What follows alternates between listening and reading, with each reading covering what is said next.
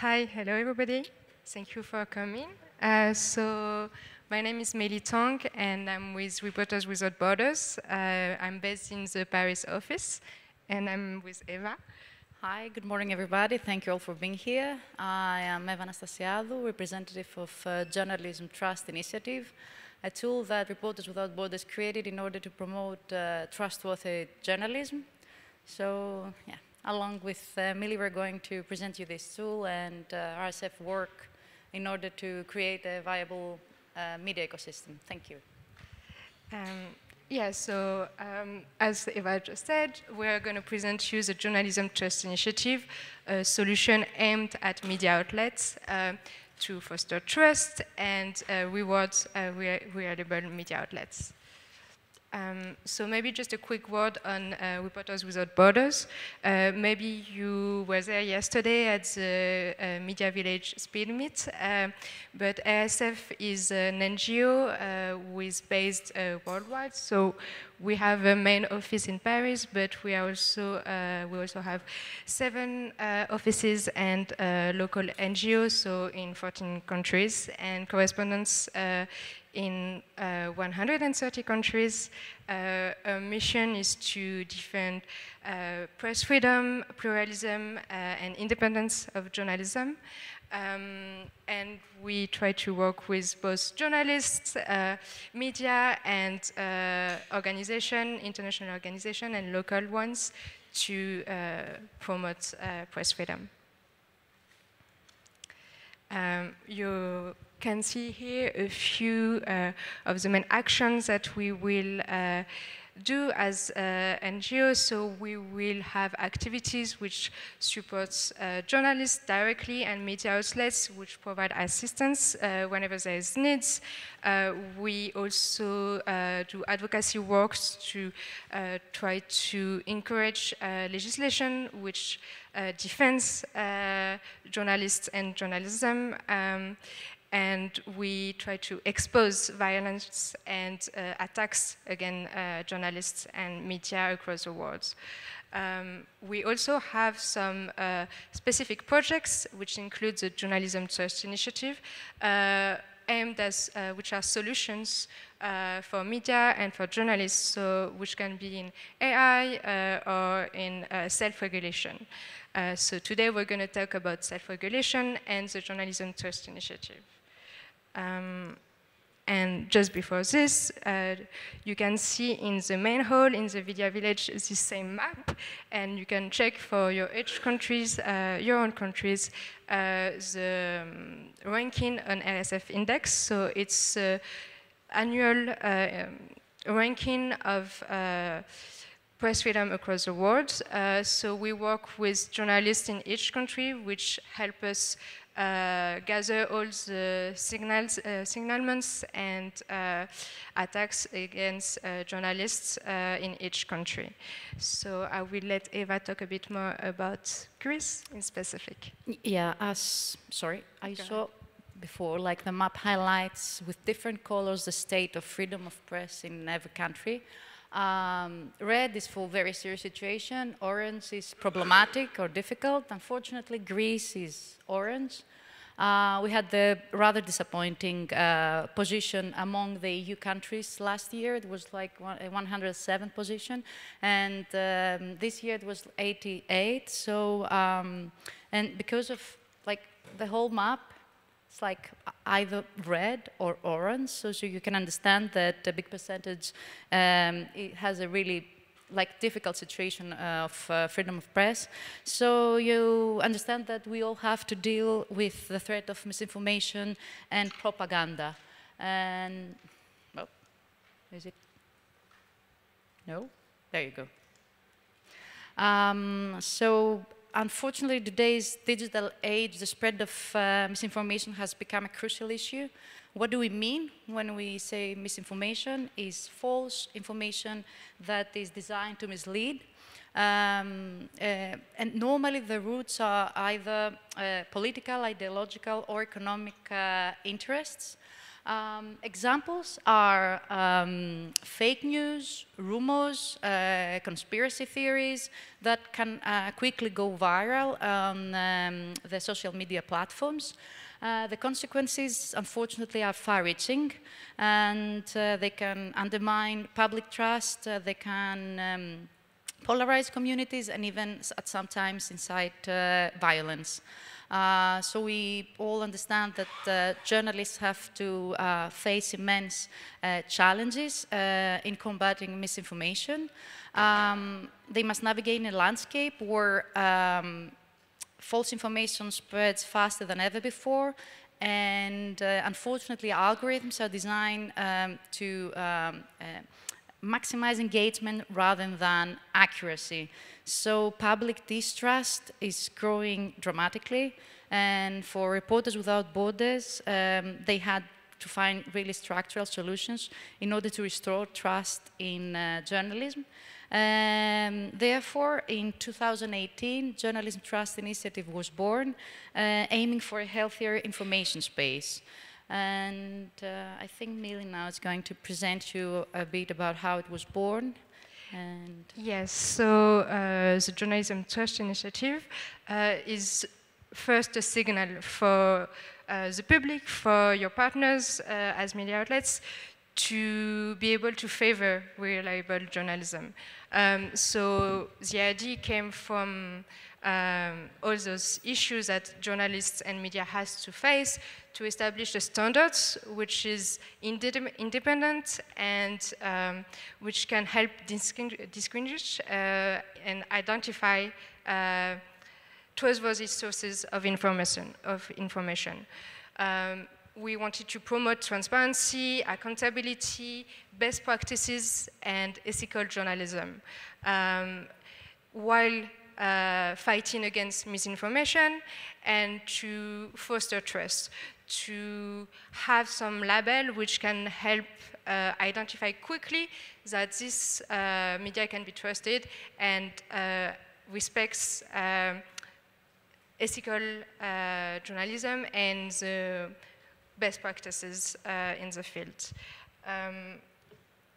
So to tell you a bit more on how it was created, this is workshop agreement created at the European level. So it means it's a NISO type standard, and it was created with more than 100 actors of the sector. So both with journalists, media outlets, regulators, platforms were also involved. We tried to be as global as possible, so it was created within the European context, but we also had actors from across the world and outside of Europe to pitch in and also help us develop and construct the content of the standard. The way this led in December 2019 to the publication of this standard, which includes 18 criteria on transparency and journalistic practices. So it's a certification, RSF pilots, and is the owners of the standard, but it's completely independent. And the certification is given by a third party, an auditor, which is external and independent at the same time. So you have a few of the actors who were involved in the creation of the standards here. So what it is for, what does it lead to? Well, for the media, we wanted a standard we were able to enhance their credibility, for media outlets to be able to increase their audience reach, to improve also their sources of revenues, their funding opportunities, so both towards the public to have some sort of engagement and commitment from the media outlets for the public to have trust in the source of information, but also for the stakeholders and the different partners. So for example, for donors or for advertisers, this is about whitelisting and not blacklisting media outlets to be able to drive more revenues towards those compliant media outlets. And for society at large, the benefit is to incentivize media outlets to be more transparent, to respect journalistic standards, and for everyone to be able to identify those media outlets and those news contents.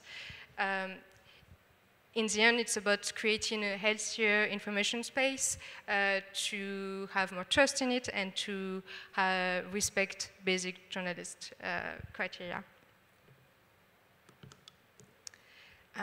So I can tell you a bit more also on RSF, on how we've been working on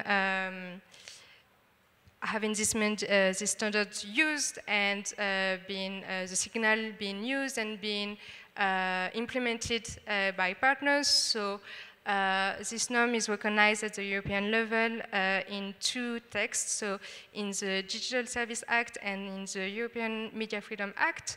They both mention the Journalism Trust Initiative as a tool which can be used by online platforms to protect media outlets. So this means that a certified media outlet cannot be should not be treated as any content online and should have specific protection against abusive moderation. So as an example, if a content has a read of signals which are targeted because a specific actor does not like, wants to target and to attack either a news media outlet or a specific content, a media with labeled Journalism Trust Initiative should be protected and should not have its content removed just because of troll attacks, basically. We also trying so not to have this legislation being implemented by the platform. So we've started with a partnership with Microsoft, who uses the standards in the search engine bin to promote certified media outlets. So this means that they have more visibility. And this is part of the end goal, to be able to have to foster sustainability for media outlets, to increase visibility and resources fundings. The next stage for us would be to develop more of those partnerships, to have more platforms to increase visibility and revenues, and also advertisers, to have them, it's a brand safety issue for advertisers, but to be able to have those media favored by advertisers and for them to have a more stable and source of incomes.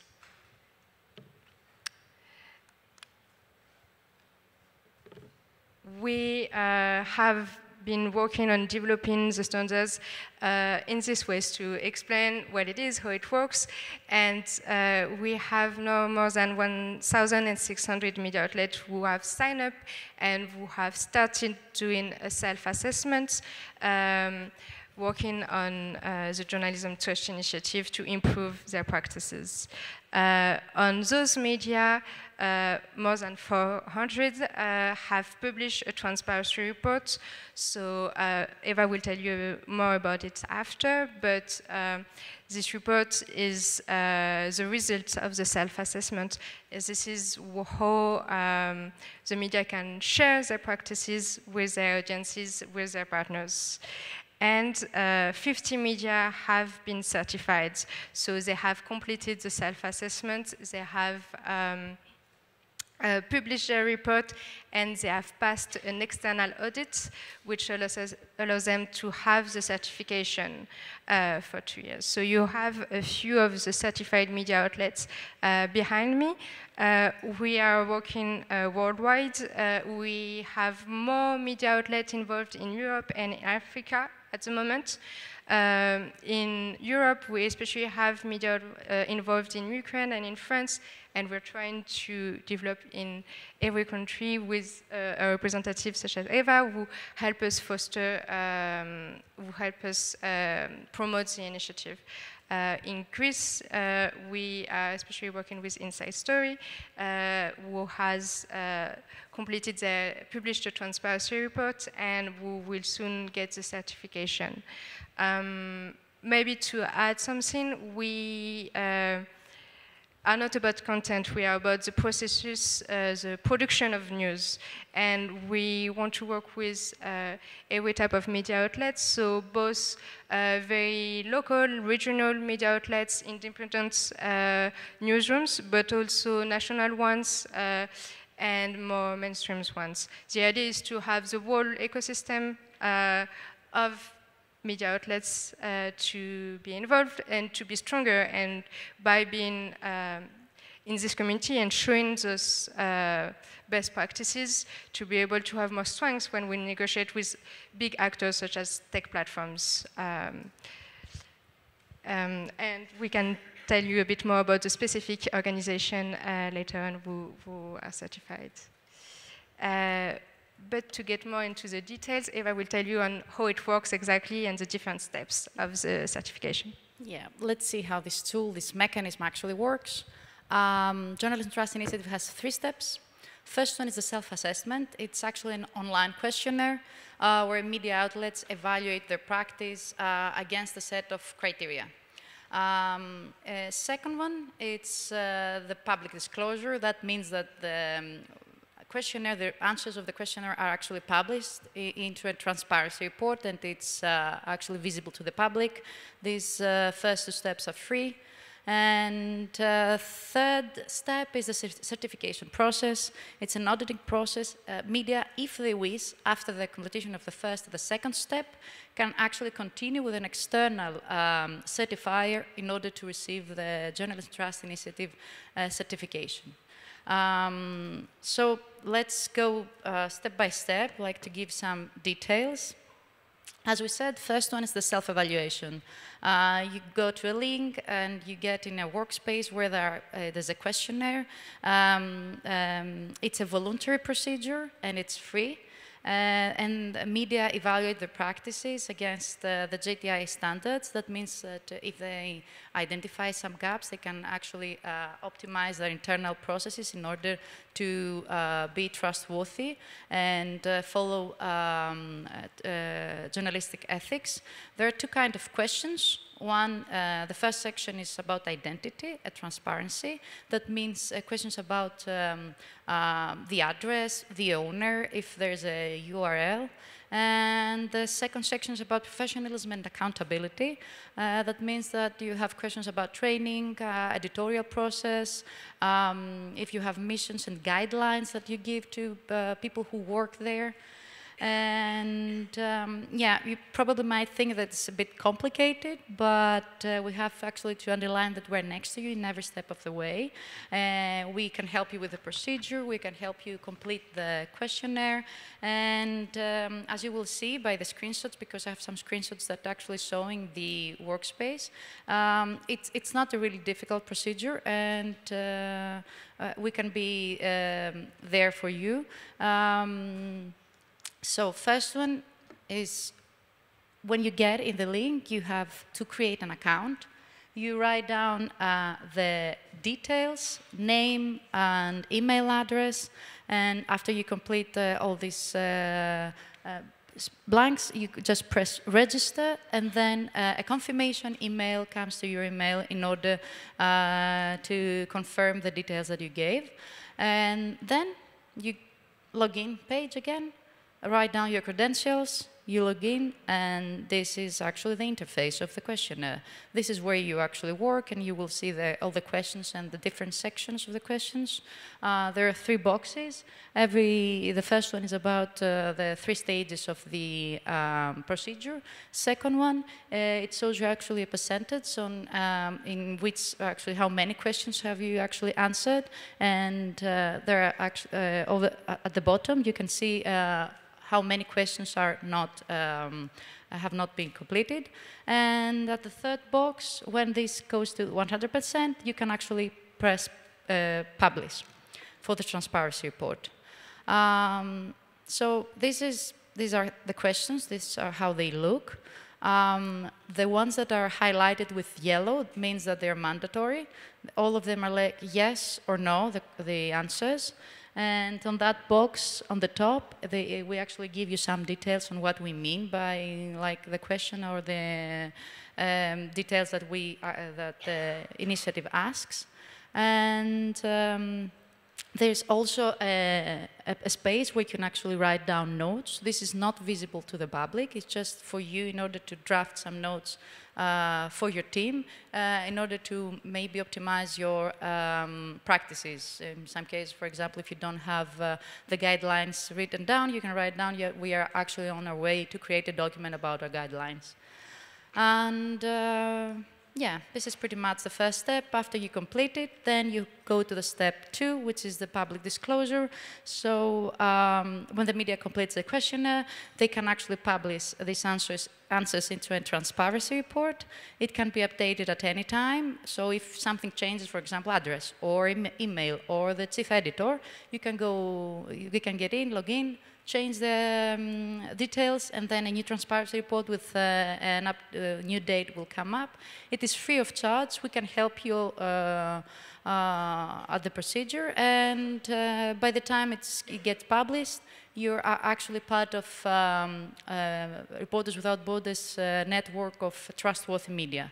And therefore, you will have algorithmic benefits for your content. And then it's the third step. As we said, it's not mandatory.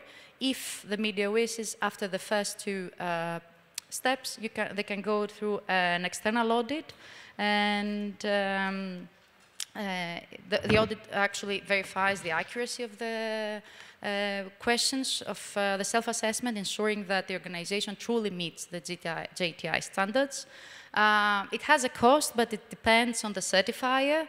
It can start from 1,500 euros, but the media has also the opportunity to apply for a grant from Reporters Without Borders. It can last from 2 to 3 months, and after completing it, it's like a mark of quality, and that signals to the public that, you know, this organization complies to high journalistic standards. We follow the journalistic ethics and the criteria that are set by Journalism Trust Initiative. So I think there's like a video. Yeah. Do you want to add in? Yeah, maybe just to add one last thing about the audit. So as we explained, it's step 1, do your self-assessment. Step 2, publish your results and your transparency report. You can share this report with your audiences, with your partners. You can use it in application for subsidies to showcase the quality of your work. And the step 3 is this external audit, which deliver the certification. The audit will confirm all the declarations, the self-assessments that you did. It will also be able to point out like where you can improve yourself and where you can improve your practices to be more compliant. And we have a quick video which summarizes the whole process. Oh. No. I think it's not playing. It's a technical issue. Nope. So we either skip the video or can we actually... Yeah. There you go. Thank you.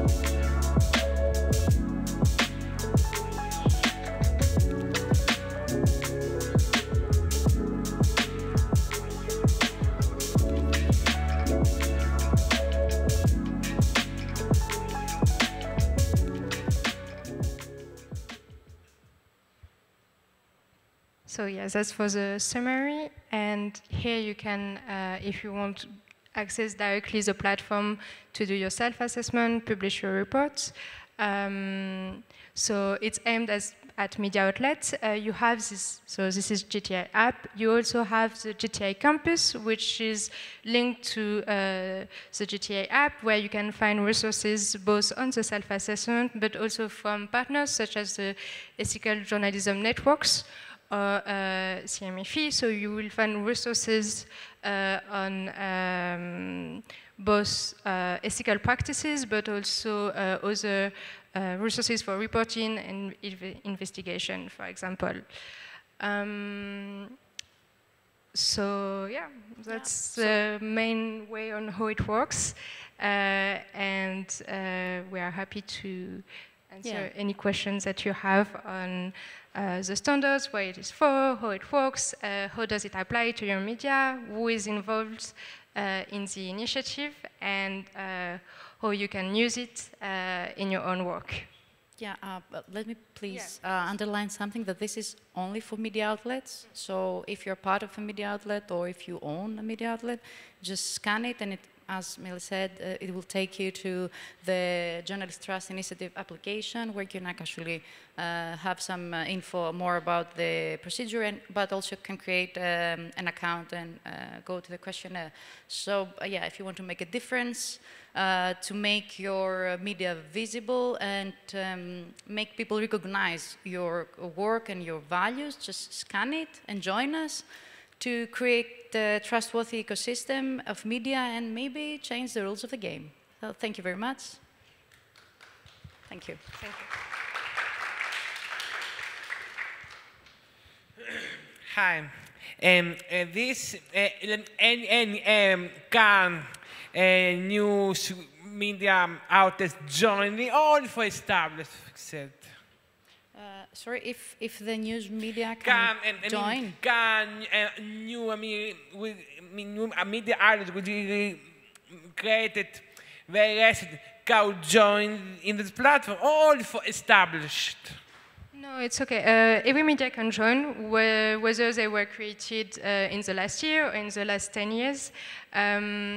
We also often say that this can be some sort of guidelines for a new newsroom, for a new media outlets, because by following the standards, you can see the main points that you should take into account when you create your guidelines. So I think it can help pretty recent media outlets to construct themselves and their practices.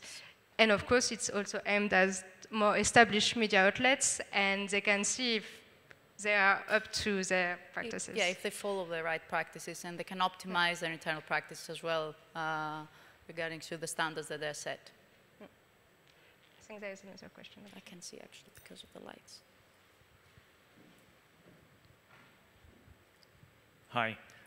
So my question is about the methodology that you used to develop this model.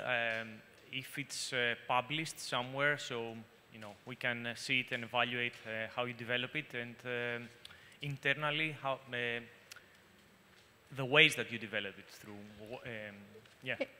Yes, so it was developed, created as a workshop agreement by the CEN, so standardization organization for at the European level. So it's based on workshops and discussions with all the partners who are involved in, who were invited. So maybe I can try to go back to that slide. And it's based on a consensus. So everybody, here. So it's based on a consensus. So it was the initiative of Reporters Without Borders.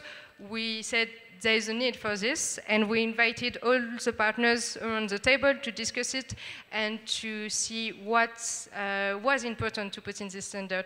What should be included? Should we put the ownership? Should we put AI? Should we put sponsor content? All the questions that should be taken into account for creating such a standards.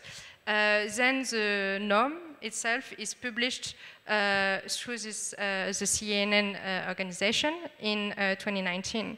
And then it's valid for 6 years. So by the end of next year, we will review the standards to make it evolved.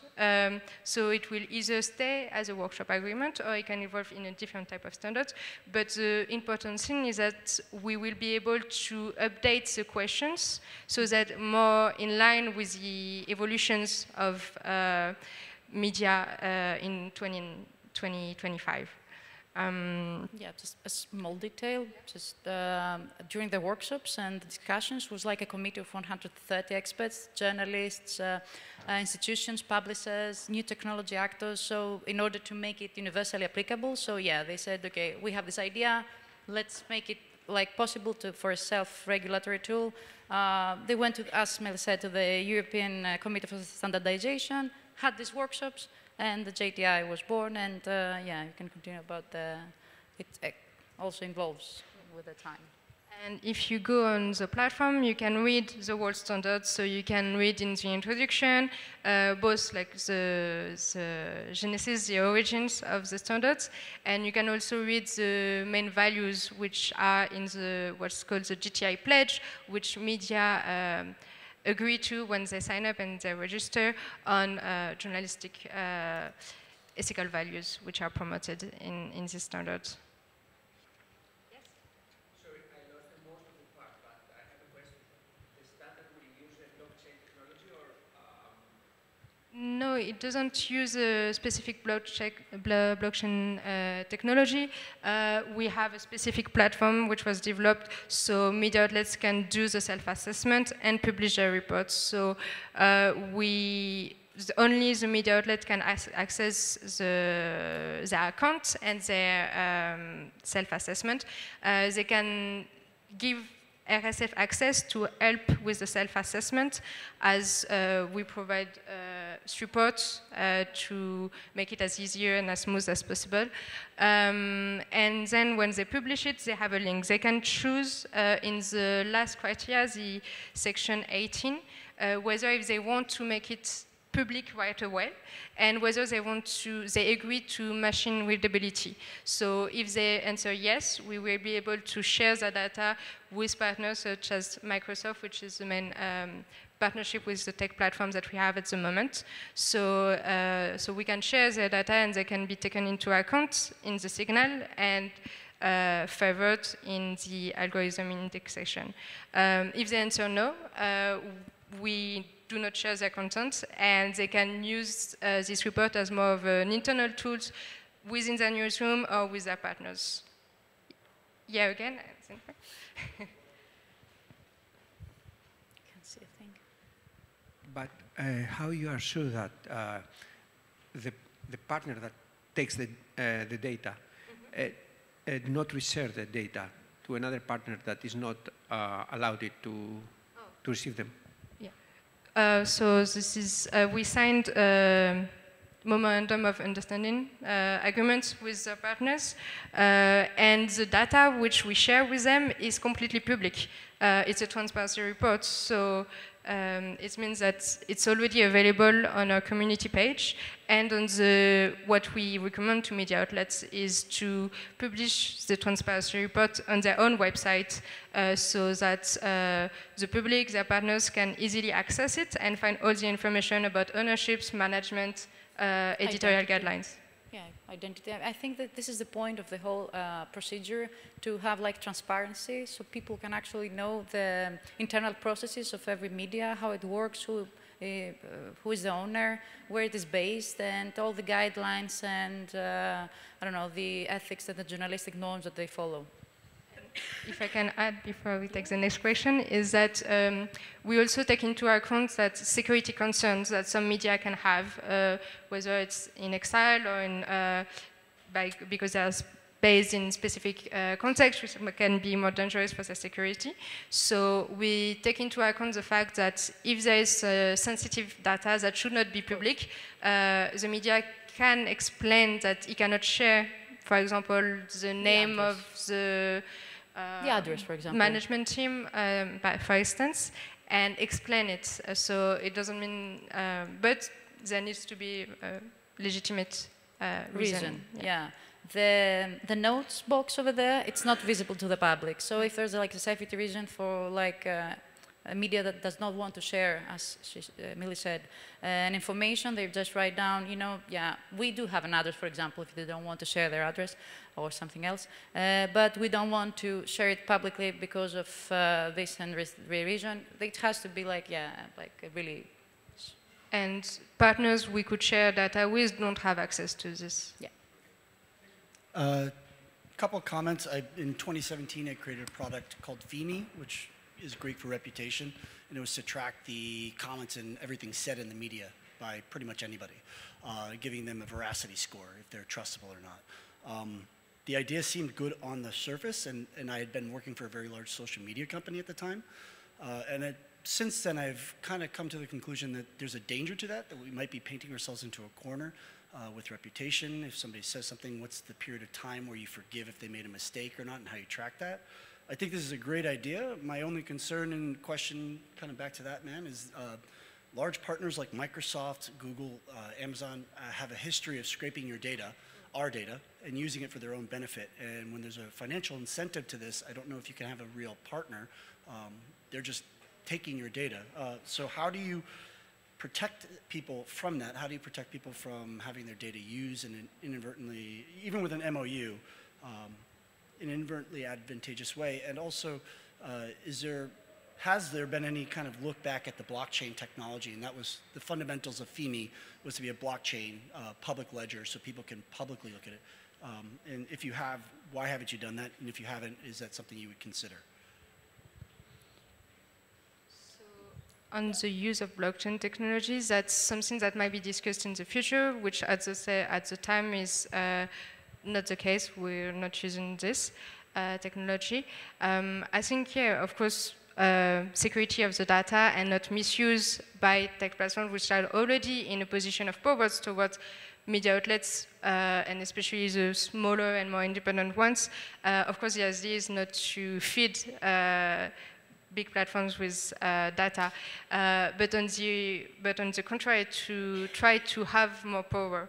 As I said, I think the data is already public, and the way it should be used by platforms is to whitelist and promote and have a better visibility on these media outlets. The data should not be used for any other reason that they have for commercial purposes, but on the contrary, for platforms to respect their legal obligations that they have to protect reliable information and fight against disinformation. And the use of other technology can be discussed in the future as the standards grows and as the pool of media outlets who are certified as well.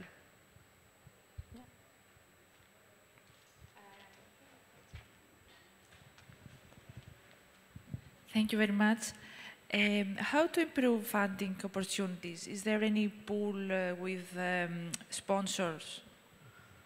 Do you mean for the media? Yeah, yes.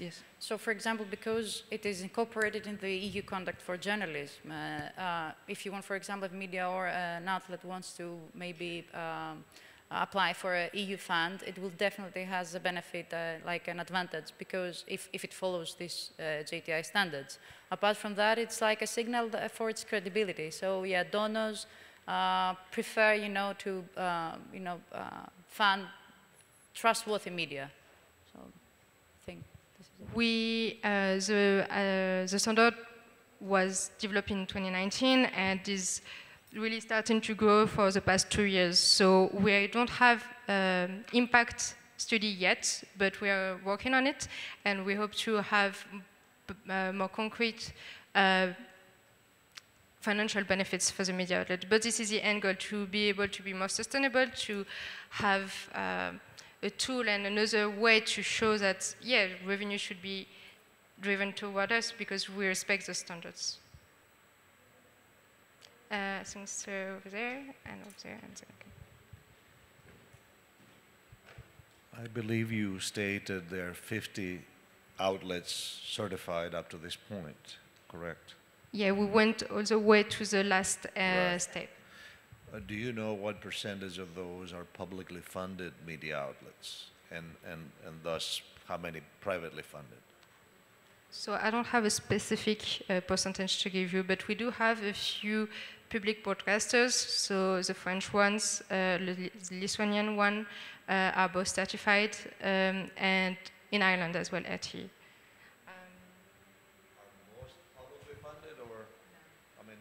No, are most of them privately funded, or? No, the majority is not public. It's privately yeah, funded. The majority is private, and then we have a diversity of size and type of media outlets. So they can be specifically fact checkers, they can be public broadcasters, they can be independent or national outlets. But most of them are privately funded and not publicly funded.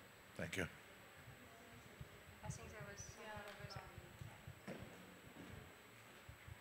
Hello, I was just interested to find out if you have some information about the state of adoption from different, the larger platforms, like Microsoft, you said.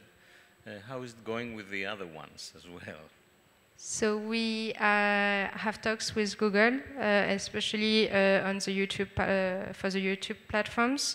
And with Meta is a bit harder. But yeah, we are working on. We keep of course, the discussion open, and we're trying to have the signal being used by them. And the more media are getting certified, the more we grow as a standard and as a community of certified media outlets, the more power we have in this negotiation.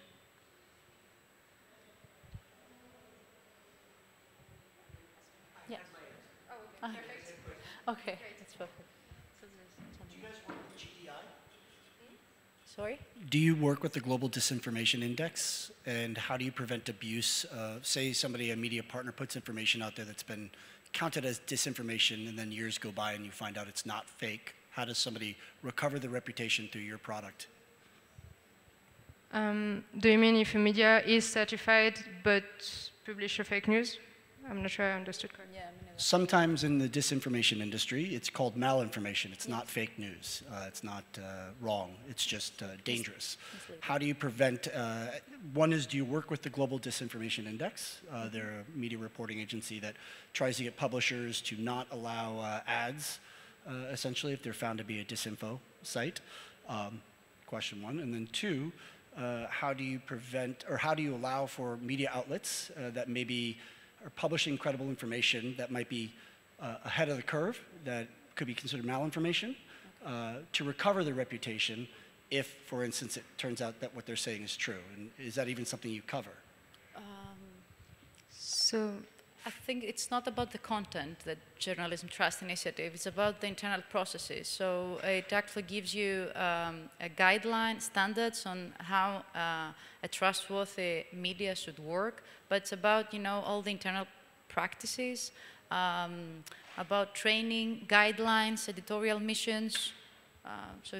Yeah, so there is a criteria in the standard which mention how do you rectify an error, like what is your processes if somebody signals a mistake, an error, and how do you take it into account? So how do they, what are the internal processes to correct any misinformation?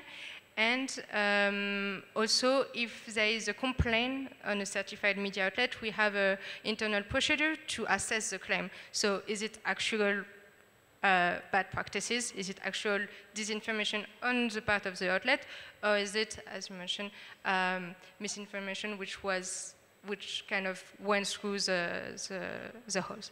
And on your first questions, I believe we have some context, but I cannot give you an answer for sure on the state of relations. My coworkers know a bit more about this.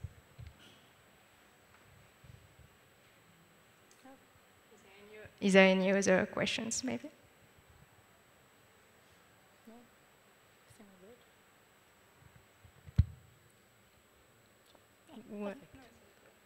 Thank you all for being here. It was a real pleasure actually to present the initiative to you and to be part of this amazing conference. And thank you, Millie. Yeah, and we are also here today and tomorrow at the Media Village. So if you want to come and have a chat and discuss a bit more on the standard or any other RSF and press-related topics. And we also have a session tomorrow at 11. We have the meeting space booked, so if any of you want to start the self-assessment or know more about the details of the criteria, we're also available there. And as a side note, we also have a colleague doing a session on AI tomorrow afternoon, if that's a topic you're interested in as well. Thank you.